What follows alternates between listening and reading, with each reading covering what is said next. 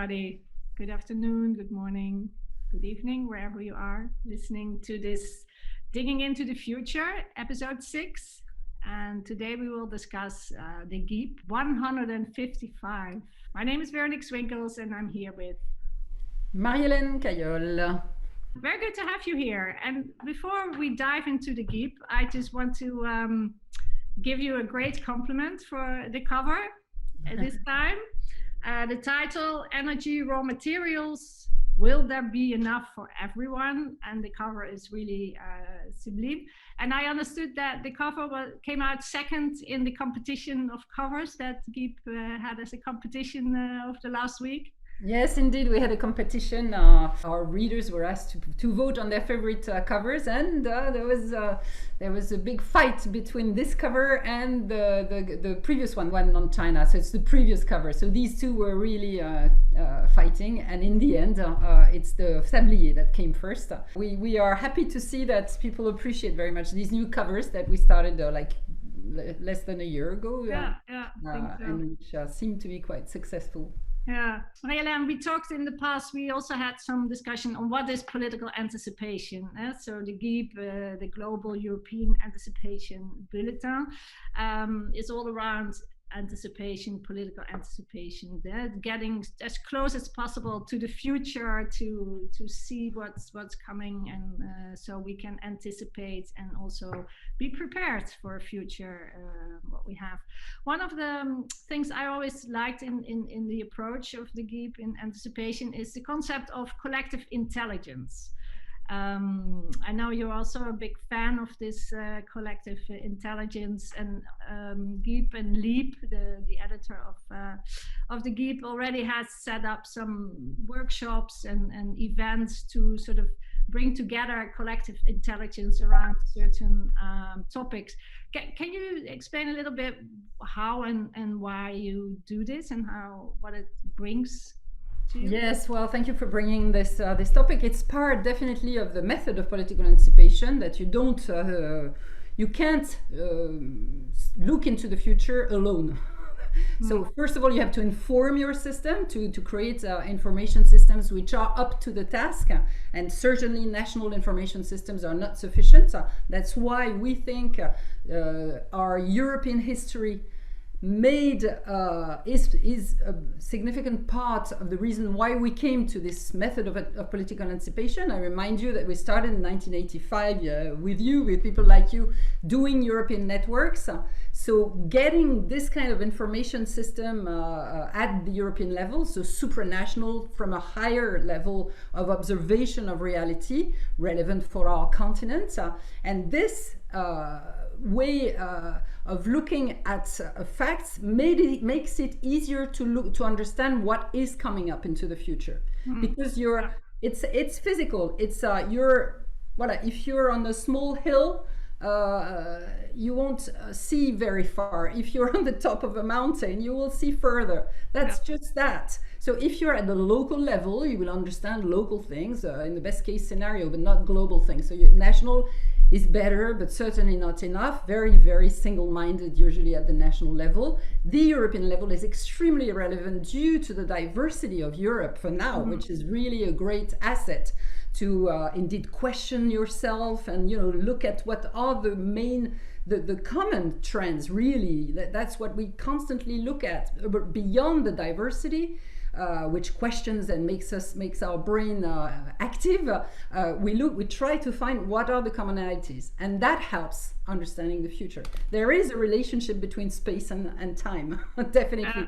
So if you go higher up in terms of observing, you will look further, that's for sure. And of course, collective intelligence, which is similar, very connected to what I just said, information system, and sharing this information, the individual informations that we gather together into this collective intelligence, which is of course the way to integrate diversity of points of view, angles, interests, cultures, and everything. So there is no other solution to understand, to improve our understanding of the future than working together, and that's what we do. Indeed, we've always done that due to the fact that we were always anchored into these European networks, but now we also have more and more of this this group work, and it's a very flat structure where everyone talks from their point of view. There's no show, they're not showing off or anything. You're just bringing what is interesting from what everyone's interest is about, in the interest of everyone. And but of course you select, if you're in a group, you will always select among all the things you're interested in, those which are relevant for this group you're in. And so that's how we work, and that's something that we really now have formalized more and more. It's this collective intelligence of the future, which we think is the key to agility in companies, organizations, etc. This is a secret of agility, and it's also very interesting in terms, I know you're interested in leadership, and I think that collective intelligence of the future in an organization, if you plug an organization with this kind of device, we call it a device because it's really just a method, techniques to plug indeed this collective intelligence of the future on an organization. And once you've done that, the structure no longer needs so much any kind of leadership, because each and everyone being in a better understanding, maybe not perfect, nothing is perfect, but really a lot better understanding of the organization's challenges, future needs for adaptation, etc. Every individual, adapts individually based on this common information and reflection system, adapts individually, and the collective adapts naturally without any decisions, strong decisions, we will do that, everybody, and so nobody does everything. People moan because they don't want to do that, and because they don't understand why. Here, it's just the common reflection makes everyone modify slightly, and then the group is immensely modified. It's very, very efficient method. Yeah, I can see your passion about that. Yeah, you're right. Because it's also about democracy. Yeah. We are also talking about the way democracy in the future will have to work, and not anymore this outdated system we're in. It's much more from the bottom, grassroots, taking on the intelligence of everybody involved. Let's go back to the GEAB. This GEAB is on materials, raw materials, and it's on energy. And the way the GEAB describes the European position in all of this, I find this very interesting and also a bit worrying, because it seems that we as Europe are not very well placed in this battle over all these materials. Can you explore a little bit what's going on geopolitically on this topic? Yeah, to be short as much as I can, Europe is not so badly positioned. What we analyze is that before COVID, even though the problem was already on the table, but we were still working on the previous system with more and more difficulties, and the previous system was about saying, we're going to change everything, we're going to stop consuming, we're going to invent a model which doesn't need material, etc. We will digitalize everything, virtualize everything. So that was the idea. And meanwhile, we were fully in the previous system, the one which was using so much material. But there was this, I would say, hope or dream or futuritis, this disease of the future, that everything is possible. But this had one advantage, is that the idea was we were seeing things globally. So it was all about finding a model that made it possible for the whole world, made of in 2000 to 2050, 10 billion people, for the whole world to share prosperity, etc. We are after COVID and we are back to reality. This is one trend we have strongly identified, the back to reality. We strongly identified it, by the way, in 2019, proving that it has nothing to do with the COVID, but that it was coming, and it's there now, obviously. And now, therefore, we see that there is a growing awareness that no, even if we digitalize, it doesn't mean that we dematerialize that much. We increase, in fact, activity by digitalization, and that therefore material aspects of the economy and the commodities and energy in particular, of course, will be very, very much needed. In fact, so there is a back to reality trend here at work, which questions, which makes us worry about the fact that there won't be enough for everybody now. There is this growing awareness, and as soon as you say that, you enter into a world of competition. Yeah. Who's going to grab, who's the strongest, who's the richest, who's the biggest, who's the oldest, who's the best connected, that will get it for himself, and and who will lose. So here, I think it's one of the questions you also have sometimes. It's who are the winners and losers of the COVID crisis, but at least what we see is a tension, a growing tension between these winners and these losers. And so we worry for certain countries, certain regions, and certain social categories. So that's what we try to analyze, but it's an ongoing research also about the kind of economic model we are heading for in the next 20 years. What will it look like? Will it be a two-level system, one for the very rich with a lot of very expensive and another one for the very poor segments of society, of global society, whether vertical or horizontal.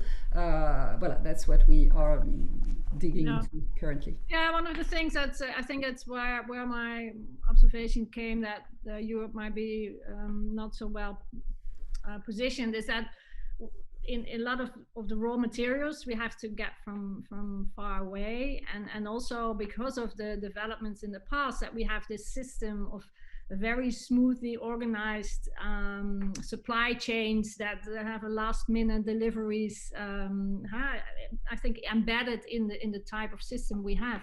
So those two elements makes that we are quite vulnerable in for disruption and moments of shortage. I think that will really stop production processes, and we see it already happening this very moment, I guess. Yes, we have issues. You're right in supplying ourselves in between these biggies, the big giants, which are China and the US. But nevertheless, we are among the three. We are number 3, maybe, but we are among the 3 first. We think that nevertheless, nobody can afford. That's the problem. The system will remain globalized, and in the globalized system, Europe has a role that is very important to everyone. So that makes everyone careful not to break too much Europe, we think. Even if the idea is to that we are indeed quite politically quite weak currently, and therefore more benefiting from.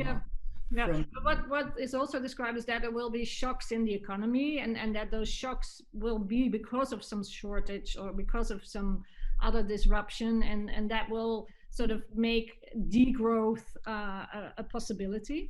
And because of the degrowth, we will have less opportunity to invest in the new energy, in the new technology we need to go into this next phase of a new economic model.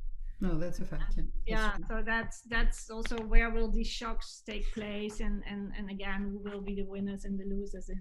Yes, but disruptions are not just going to happen in Europe. The US is full of disruptions as well. So there it is. For instance, the microprocessors, where we are quite weak compared to Asia on one side and the US on the other.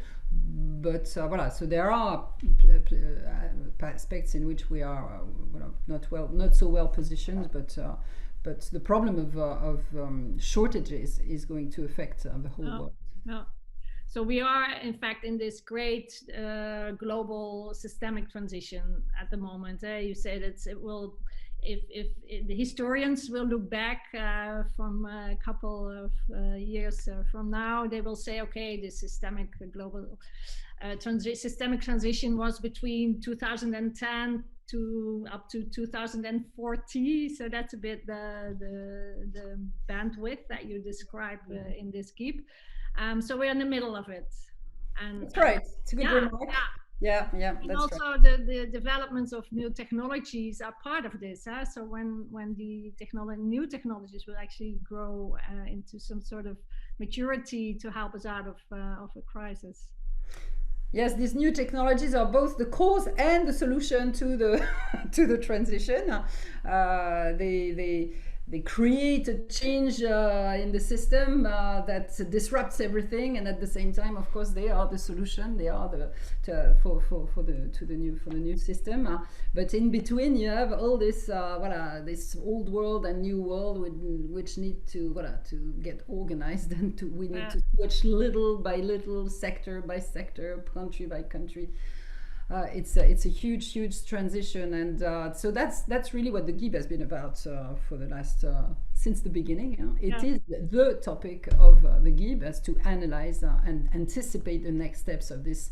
And now it's true that in this last GEAB we called it the very great transition of global systemic transition, which to highlight how much it is probably.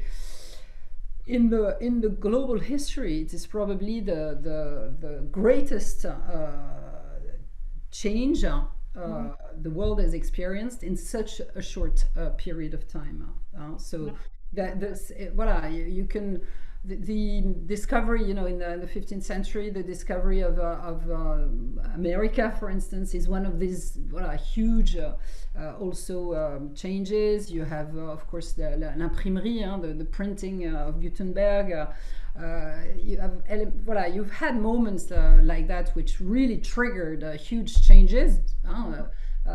But this one is amazing. This one is really amazing. We have to, everyone, to understand what we are dealing with, everyone should be aware of that, how much it is historically unique. And how important it is that there is global cooperation, not only from this competitive point of view, but really from regulatory point of view as well. So we harvest the good aspects of what we are finding, and not only the bad ones, which sometimes and we are how much we can be critical of decision makers sometimes, but at the same time, it's so impossible today to accuse anyone for doing what they do, and in fact, somehow, because we are turned towards the future, and we often look at we see mistakes that are being done, and we think, oh my God, this is again a wrong path that has been taken. But nevertheless, let's say that we've been 10 years in this crisis now, and nevertheless, things are still in place. In place in the sense, change is happening without over huge. The pandemic is a huge shock, but it's not human made directly.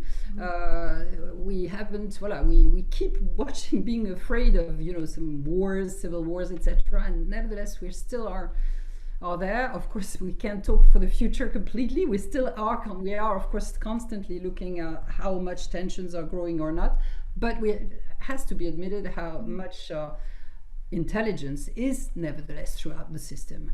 On a positive tone. We can't always be negative and critical. For me, the reading the GEAB always helps to put things in perspective, and also see how things are connected. One of the things that I realized really fully when I was reading the GEAB this time is that how sustainability and the transformation to a new economic model, that we talk a lot about carbon, CO2, and all that sort of emission reduction, but when you see the world at this very moment, it's very much about any sort of raw material that is needed to sort of finance and build our needs, and so that's overshooting the planetary, and you see now that it's really showing that the overshoot is absolutely visible. And that's what we look at into, and in this last edition is especially in terms of energy, we look at the diversity of energy sources,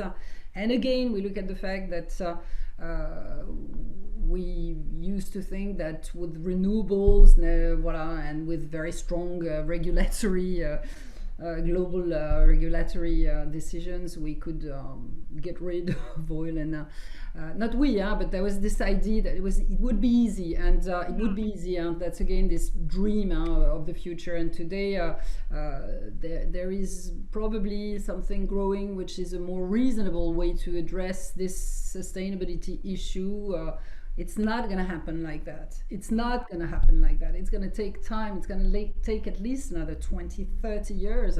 The 2050 is the minimum for, to see real new energy sources, technological energy sources emerge. For now, we have to play on everything.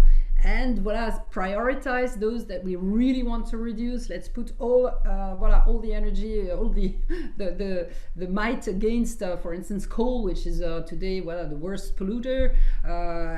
Petrol, of course. First of all, there's not enough for everyone again. But that's also something which is often misunderstood. It's how much the whole sustainability talk, the whole environmental talk is okay about environments, but it's also about factual. There's not enough. So we need to transition. And of course, you have interest to think, no, we need to transition. Oil will rise, and I will be more and more rich because I will sell my oil. But how long will you do that anyway? So you see, and it's also what you see is that the speed of development is also the speed of how old vested interests are able sort of to make the shift themselves, because they sort of want to be part of the new energy as well, before they get rid of the old ones. Pays for their fading out of the old energy sources.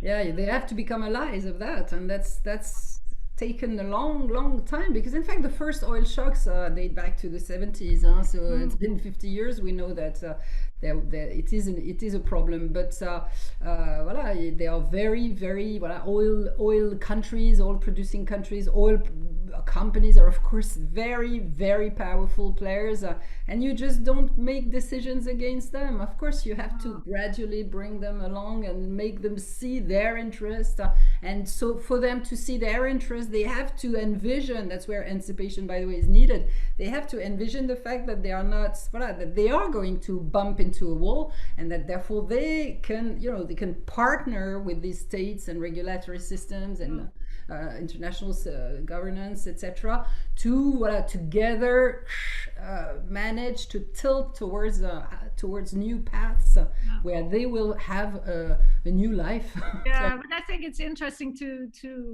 see how you talked about the leaders and how difficult their task is, and their main task will be probably as well to do it without having this huge gap between the haves and the haves not, and also in a way that the population is not angered and fueled with the fact that they just don't understand what's going on, or that they have the feeling that decisions are taken which are not in their interest but in the interest of others, and where they are not fully seen as for who they are. And so that brings us back to democracy, I guess. And information. And information, because the main problem today of this growing gap, I don't know if it's still growing, but it has grown tremendously. The gap between decision makers who are dealing with a very complex situation. Okay, they are not perfect; they are human beings, but they have very powerful tools and means. But they do complicated things today. I mean, I don't think we are at a time.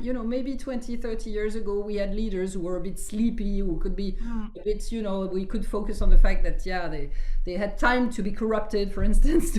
They don't have time to be corrupt. Maybe this, you see what I mean. I'm caricatural, but I mean, this is very complicated what they're dealing with, and they can't count, in fact, on a public opinion, because the public opinion is not properly aware, informed, rationalized, and involved as well. So you are right, it's also about democracy and information and education. We have a new world, and we are still completely in a system, educational and informational and democratic system that is from the past. And that is, of course, the reason why you have this tension and polarization between technocratic technocratic. It is very technocratic. I agree with that. The system that runs us. But voilà, technocracy is the last step before artificial intelligence. That's how we are going to be administered in the future. For now, it's still human based.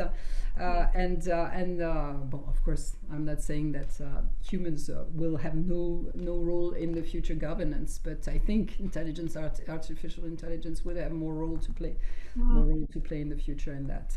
But nevertheless, voilà, today that brings us back to the beginning of our conversation, how much there is need to improve and enlighten. We need an era of enlightenment that is rationalization, because we are in a system of faith today. That's something I was the other day discussing.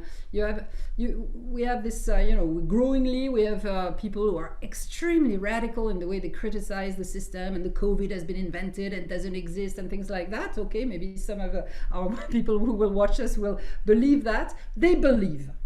Okay, they believe, in fact. They have a critical mind for the official stance, but they are not critical to to their own ideas or the ideas of these groups. And we have on the other side people who say, "Oh no, we need to. You can't believe these people are crazy. I believe in this system." So in both cases, you are in faith. You are talking about faith. And it's high time to go back to rationality. Rationality is about questioning everything, but be wary of every answer as well. Yeah, exactly. And trying and seeing how much you need to fuel your information system, and analyze and be fact-based. And that's what we teach for the future, but it can be done for the present as well. And there is a lot of work, in fact, to do on that. And this fake news, for instance, stance is very much about faith. You believe in what you read, or you don't believe in what you read. Yeah, and there's no such thing as fake news. I don't believe that. It's always an angle. There's always something to learn out of a fake news. There's something we say in our training courses. There's always something to learn when there is a fake news, because it's always produced by someone. Who is this? Why does he say that? What's his intention? And you learn from that. That's fact, in fact. That's real fact. That's how you deal with fake news. You don't just say, this is fake, this is real. No, that's faith. In the GEAB, there's a very good article also on nuclear energy. So if I start talking to Marie-Hélène about that one, then it's another 20 minutes, I'm afraid. So I won't pose this question. Perhaps some other time we will come on this topic. Then we have a lot on ore, a material that I've never really investigated so much. But the tension that I saw in this article between Australia and China, and that actually China is, let me have a look, 69% of all the ore in the world is used and produced by China, and a large portion of that is actually imported from Australia. So this is, you want to have a short soundbite on that one? Because I find it fascinating, this material. Yeah, it was. Yeah, we discovered that. In fact, we're not specialists of anything, but not of commodities. We've been following very much oil in the past, but this iron ore, yes, is a topic which is very important, because it's after oil, it's the second most traded commodity. It's used, of course, it's very related to the industry, because it's the iron ore is transformed into steel, and steel is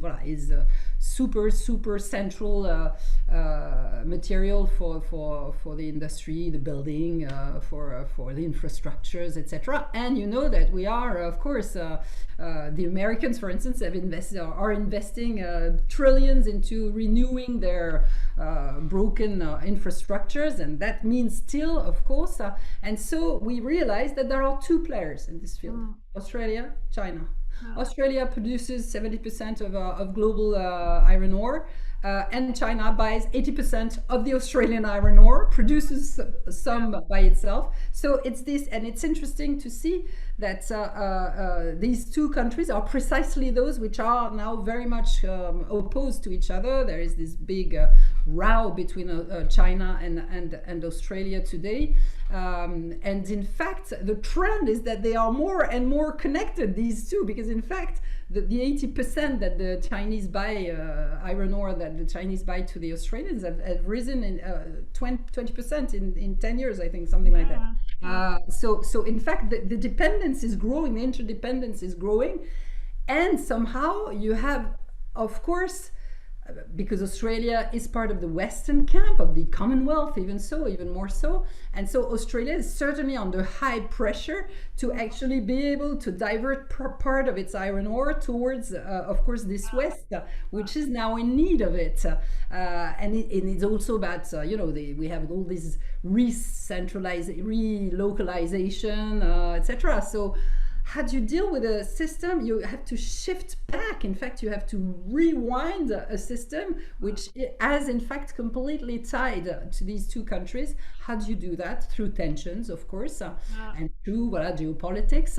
So that's one thing. And of course, we bumped also on the fact that, again, there is a not enough for everyone issue.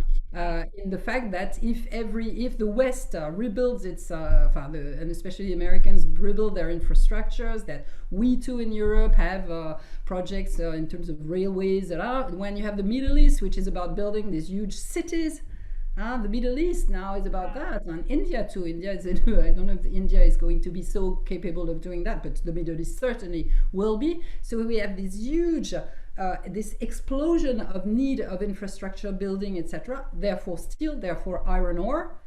And it seems, that we are at a limit here, and that's why you have this skyrocketing prices of iron ore today. But that's why we say, of course, it is not sustainable, and that's where we found that there is a potential for 7% of the global production to be created in New Guinea,